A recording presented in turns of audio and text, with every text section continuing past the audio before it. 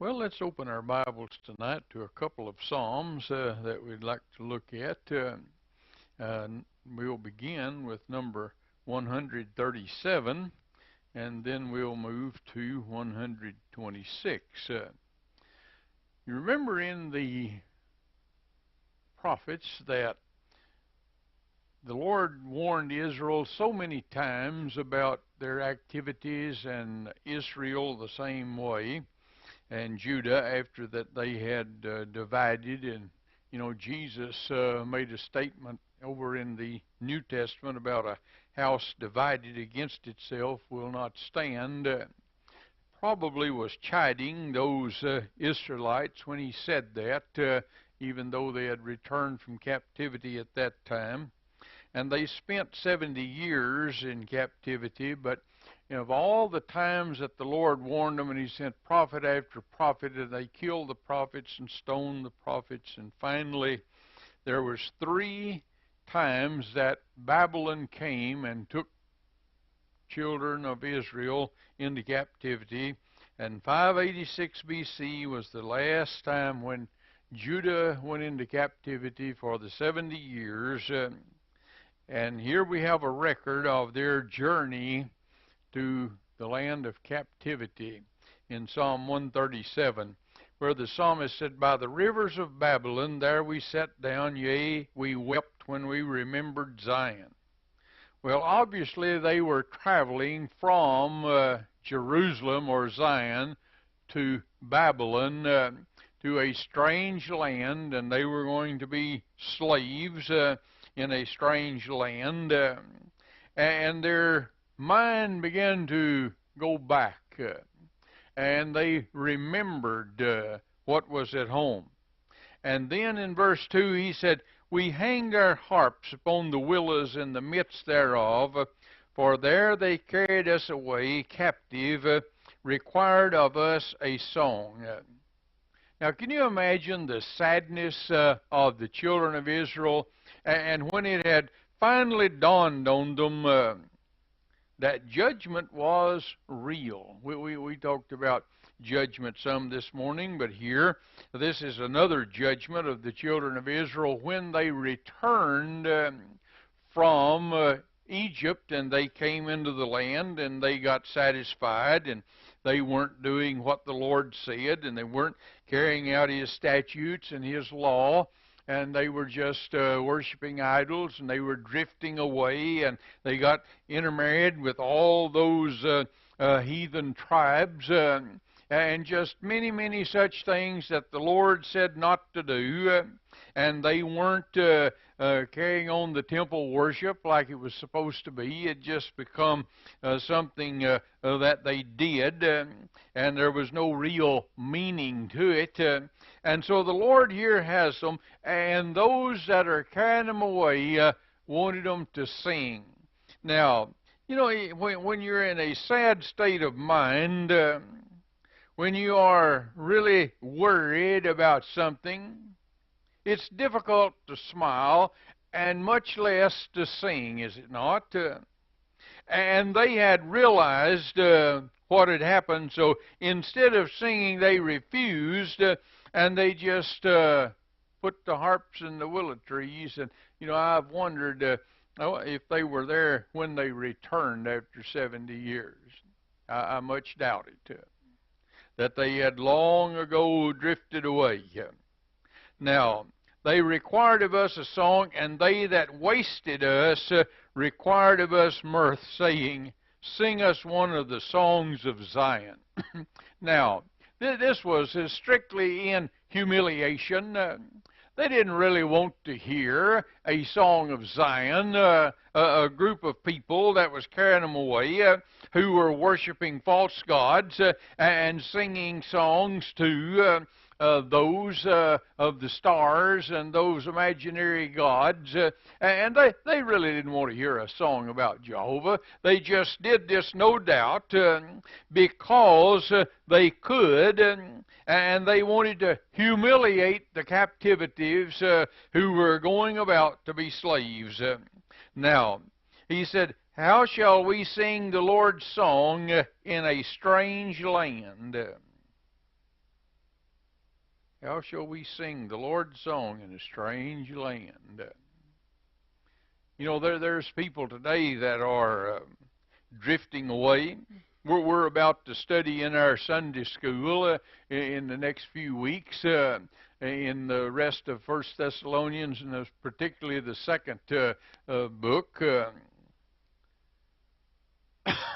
about a great falling away. Well, I think we're in the midst of it. We just haven't reached the bottom yet. And here, Israel and Judah, they had reached the bottom and said, how shall we sing the Lord's song in a strange land? If they weren't singing it at home, they weren't going to be able to sing it now. But he says here, if I forget thee, O Jerusalem, let my right hand forget her cunning. Now, they didn't want to forget Jerusalem. They were already thinking about the future. And they were thinking about, maybe we'll get back home if I forget Jerusalem. Well, this generation passed when they were in captivity. Only a few of the younger got to come back when they were very, very old. Now, he said, if I do not remember thee, let my tongue cleave to the roof of my mouth. You know, that'd be a real predicament, wouldn't it? You couldn't talk, you couldn't eat, you couldn't do anything that was necessary. If I prefer not Jerusalem above my chief joy. Can you imagine a person in prison or who has been captured and put in a hold that they cannot get away? Can you imagine a prisoner of war like those in the Bataan Death March in the Philippines? And those that were under the leadership of General Wainwright, and they all were captured, and they marched them to most of them to their death. Some survived. You reckon they thought about their home and their homeland and back in America, and they dreamed that they might return someday? Can you imagine the Jews that were in the death camps in World War II during the Holocaust, and they dreamed about the fact that they might be freed and they might get back to their homes? Well, these were thinking about Jerusalem and dreaming of being back home, and they hadn't even reached the foreign land. And they said, remember, O Lord, the children of Edom in the days of Jerusalem, who said, Rasset, or destroy Jerusalem, destroy Jerusalem. Remember them. They prayed that he would punish their enemies. And they were calling for it to be destroyed to the foundations or just leveled. I don't know about you, but when I see some of these people on TV that are protesting and waving the flags of Iran and burning American flags and shouting from the river to the sea, the destruction of Israel, I have some evil thoughts, and you know, I've even went so far as some of our leaders. I don't think it would bother me if they just fell over dead. That's a terrible thing to think. But here they are calling for the destruction of our own nation. Death to America. And here, these probably had a right to say, Lord, remember Edom when she called for the destruction of Jerusalem. O daughter of Babylon, who art to be destroyed. Now, the daughter of Babylon. Babylon's going to be destroyed one of these days. She's going to regain a great significance in the end time. We read in the book of Revelation, and in an hour it's all going to crumble according to what John wrote in the Revelation. Yes, some things may be overdue, but, O daughter of Babylon, who art to be destroyed, happy shall he be that rewardeth thee as thou hast served us. Now, their prayer is that they are rewarded as they have served the captives. Happy shall he be that taketh and dasheth thy little ones against the stones.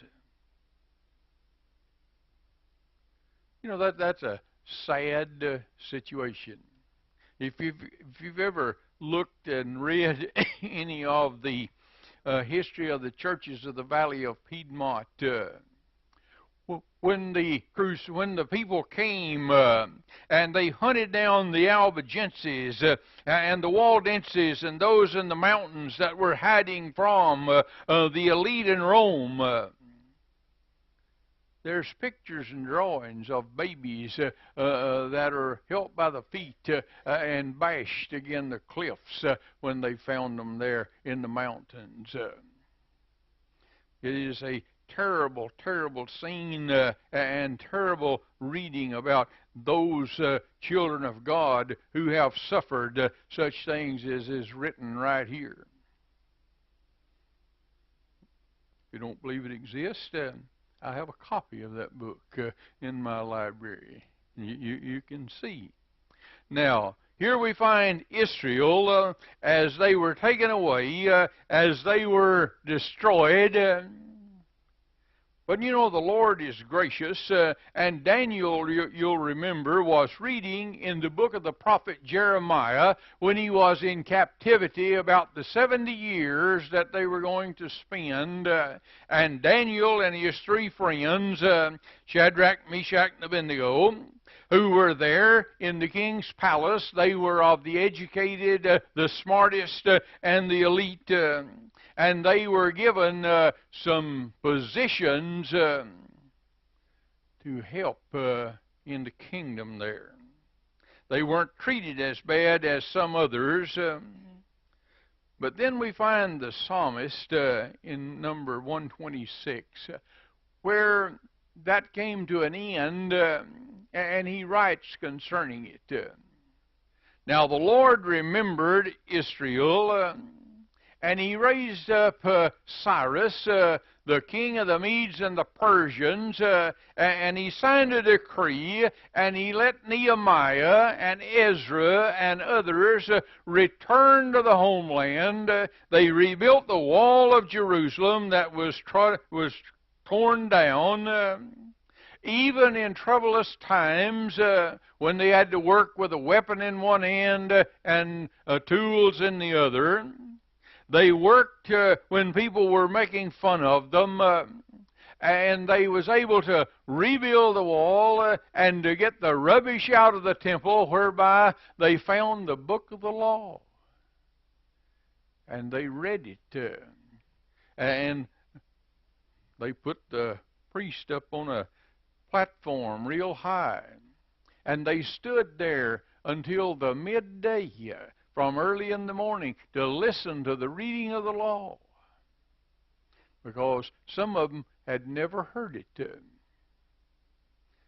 Now, the Lord raised up an evil man to do a good thing, and he sent them back home, and many of them got to go back to the homeland and rebuild the temple. Now, in this Psalm 126, we find he said, when the Lord turned again the captivity of Zion, we were like them that dream. Now you think about having been in captivity for all these years under the judgment of God, and now the tide is turned. And he said, we were like them that dreamed. Those that had sat into prisons, and they dreamed of one day getting turned loose. I've often imagined how it would be to have wrongfully been sent to prison for a crime that you did not commit. And you sat there and you endured because you had not committed a crime and dreamed of the day when you might be freed. These people were dreaming of being able to go back home. Now, many were born in captivity, and some of the elders probably told them about the stories of Jerusalem and of Zion. He said, when the Lord turned again the captivity, or he reversed it, we were like them that dream. Then was our mouth filled with laughter.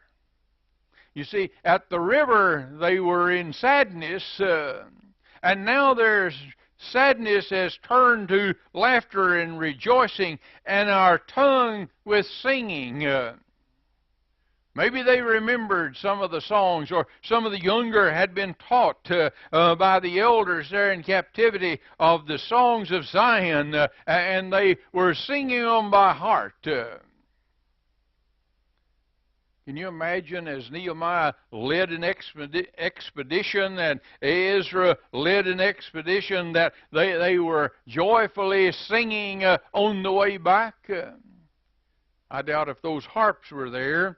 But they were still singing. You see, they had changed. Then said they among the heathen, the Lord hath done great things for them. You think about 70 years of captivity, and now they're on their way home, and they can say, the Lord hath done great things for us. He's remembered. We're going home. The Lord hath done great things for us, whereof we are glad. They were no longer sad and in captivity, but they were journeying home. And the governor had given Nehemiah all the things that he needed, all that he asked for, if you study the book of Nehemiah. He even had the king to cut timber out of the forest and give to him. And he gave him all the provisions that he needed. Turn again our captivity, O Lord, as the streams in the south. Make it to flow the other direction. Here the Lord can do great things. Now they had reached a time when that they were coming to a new land. They were starting over. He said, they that sow in tears shall reap in joy. I don't know that these were all tears of sadness. Some of them may have been tears of joy. But they were beginning to labor in the land once again. And if we sow in tears, shall reap in joy. In other words, they were going to have a harvest in their homeland. They were going to rebuild again. He that goeth forth and weepeth, bearing precious seeds. Now at this time, seeds were very few, and they were precious. I knew I had some squash seed out in my shop the other day, but, I couldn't find them. Not going to do you any good if you can't find them. Went and bought some more. Lo and behold, in a day or two, I found the ones I was looking for. Well, they're still there. They're still ready to be planted. But they didn't have very many, and they didn't have a place to buy any. They just had a few. And he said, we goeth forth and weepeth, bearing precious seeds, shall doubtless come again with rejoicing. Why were they going to rejoice? Do we have reasons to rejoice? Well, they did because it says, bringing his sheaves with him. A sheaf of grain. One seed can produce a great deal. These very few precious seed. You see, there wasn't very many of the Israelites that came back from captivity. But they renewed the homeland, and they renewed the temple. They renewed the wall of Jerusalem. They renewed the worship of the law and the worship that God had given them. And for a long time, they were a nation again, and God rejoiced over them. You know, we studied Wednesday night, and we talked about there's been periods of revival in America, and then they went downhill, and then there's periods of revival, and you see, we're descending today in numbers. You know, if the persecution starts, we may see another period of revival. But today it appears that we are in a falling away. And that's one of the signs of the rapture of the Lord's people. Before the Antichrist is identified, there's going to be that falling away. But we might be closer to going home than we imagine. Someone this morning said that some younger may live to see some of that. I tell you what, we all might live to see some of that. But we can still rejoice because if we do what the Lord says, we'll come home bringing our sheaves with us. We'll stand together for a word of prayer. We'll have another verse of invitation. If you're here tonight and you have something on your heart, now is the time.